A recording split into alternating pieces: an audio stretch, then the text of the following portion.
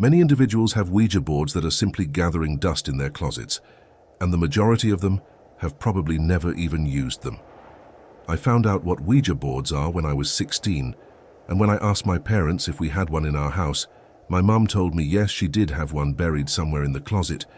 With all the board games, that closet was in the basement by the laundry room, the small closet with a bunch of my parents' old stuff. I was intrigued to try using a Ouija board because I was slightly superstitious. I had my mum help me dig through this closet without disrupting the integrity and neatness of how she sorted everything in there. And lo and behold, eventually she finds this old dusty box that simply said Ouija and had two hands holding the piece that moves around the board called the planchette. The box was kind of falling apart on the edges, even though my mum said they'd only used it a couple times ever. The first thing I did was text a few of my friends to come use the Ouija board with me that weekend when I'd be home alone to make it scarier. My friend Liam, who was 17, had a car, so he picked up my friend Jack, and they came right over.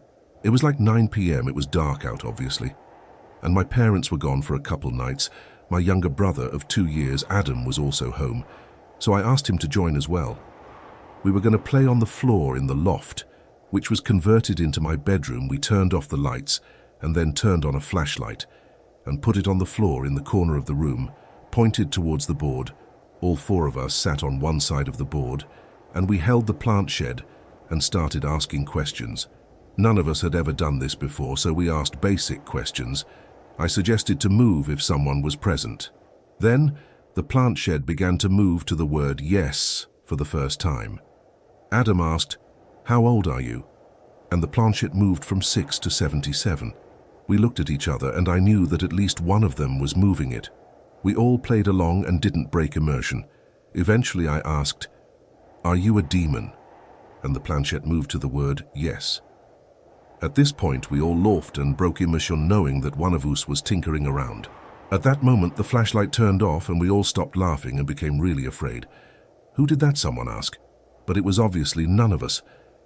The flashlight was all the way in the corner. I crawled to get it and kept pressing the button. It wouldn't turn back on. I turned on my bedside lamp and I saw the freaked out expressions on my friend's and brother's face. I said that was the most terrifying moment for the battery to die. But also part of me believed it wasn't a coincidence. We stopped playing after that moment, and we even left my room and went to the backyard just because we were all freaked out. Being in the house at that moment, I had to sleep in that room that night though, and when my friends left and Adam eventually went to sleep, I knew I had to as well. I put the Ouija board back in the box and brought it downstairs out of my room.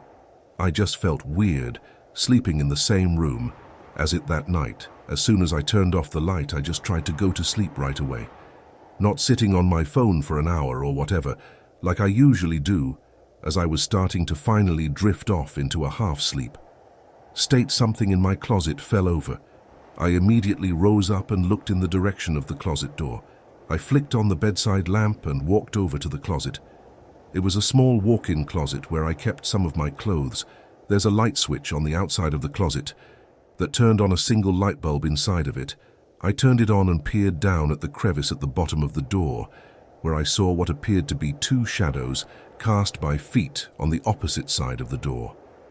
As soon as I saw this, I screamed, ran to Adam's room, and told him what I had just witnessed. When he arrived, I led him to my room to show him. The light in the closet was still on, but the shadows at the bottom of the door had vanished. When I opened the door, there was nobody inside the closet, but there was something on the floor, a wooden box I had made during my arts and crafts projects, into which I would store childhood mementos. I opened the door, but there was nothing there, and the contents spilled onto the floor. That night I slept in my parents' bed. The next night I slept in the spare bedroom. After a week, I ultimately started sleeping in my own bed again, but I will never forget that night. I haven't touched a Ouija board since. I'd never used a Ouija board until I was in my mid-20s. I was never interested in doing so, but one day my friend George invited me to go with them and her friend to this supposedly haunted abandoned house, which was about a half-hour drive away. He convinced me that the friend would be cute, so I said, why not? Since I had nothing planned that evening, I thought it would be a good idea to do this late at night. George picked me up first. around 11 p.m., and then we drove to pick up the girls from this park. I had already met Mandy, but not her friend Carly, who had red hair, a nose ring and sleeve on her right arm.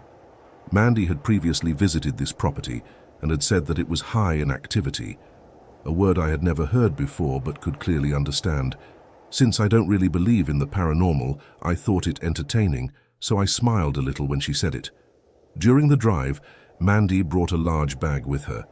I asked her what was inside, and she pulled out a Ouija board box and a candle. George said, "Oh, that's the surprise." Apparently, Mandy was surprised that we would be using a Ouija board in an abandoned house. To be honest, I didn't find that particularly exciting, but I was there for the adventure. Mandy directed George where to park. When we got close, it was this really dark street with no streetlights, with an open field on one side and trees on the other. The house driveway was gated off, so we had to walk from there. We walked through some woods that led us to the backyard of the house from there. Mandy led us to the back window that she climbed through last time.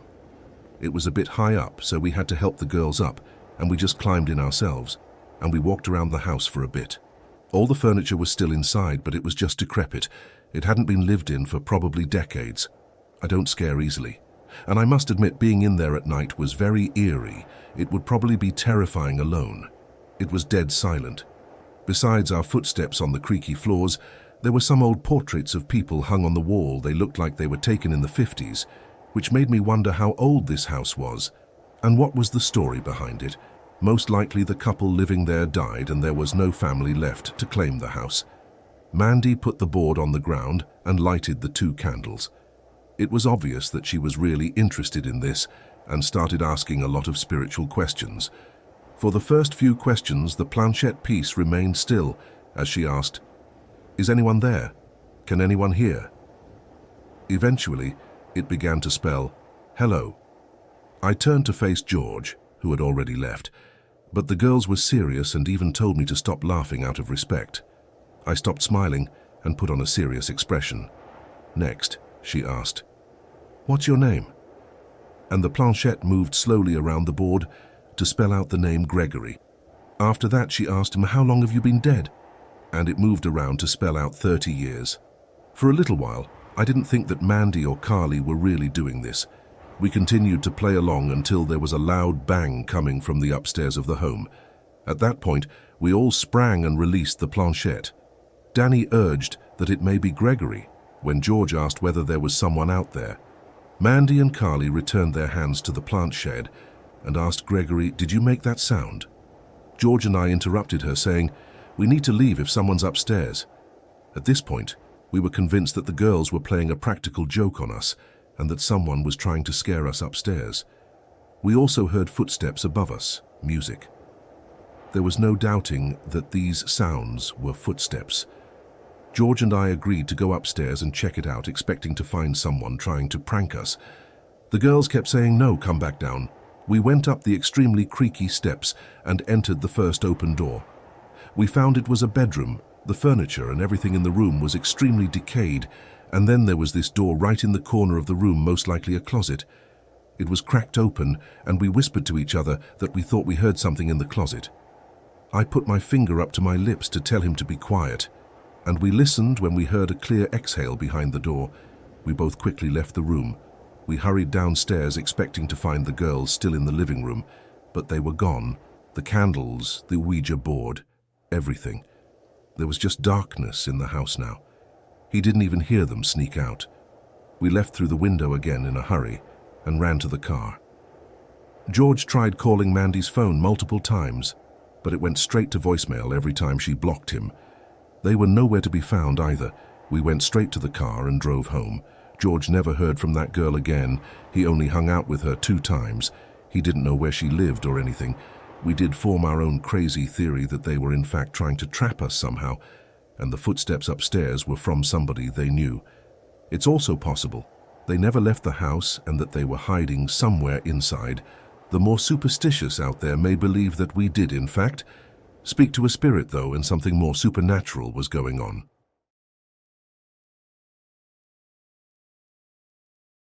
When Halloween rolled around in October 2015, I was in my horror phase and obsessed with all things spooky and paranormal.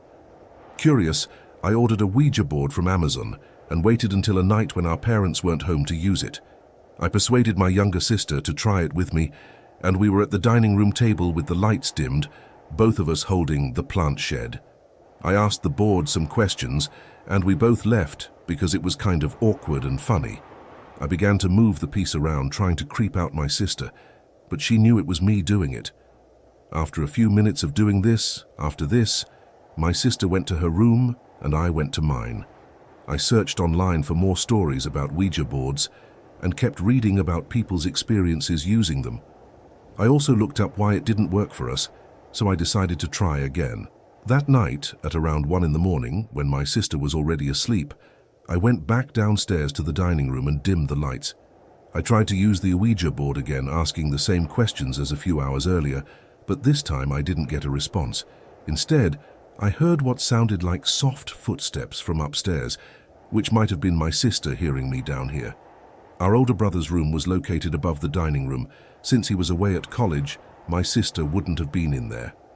I ascended the stairs in silence and heard a louder voice coming from my brother's room. I wondered if my sister was pulling a practical joke on me by making her voice sound lower to frighten me. When I got to the door and pressed my ear against it, I heard the voice of an older woman. My deceased grandmother's voice could be heard repeatedly shouting, "Grandma's here, Georgie," and at first I didn't know what was being said, since I wasn't sure how my sister could be doing a voice like that. When I opened the door and switched on the light, I felt every hair on my body spring up, but nobody was inside. After the voice stopped, I ran to my room, closed and locked the door, and curled up under the covers. I felt like everything in the room was spinning, and I was too shocked to be thinking rationally. After I calmed down, I said a prayer before trying to sleep, but I was awake the entire night. 8 years later, I can still clearly recall this night.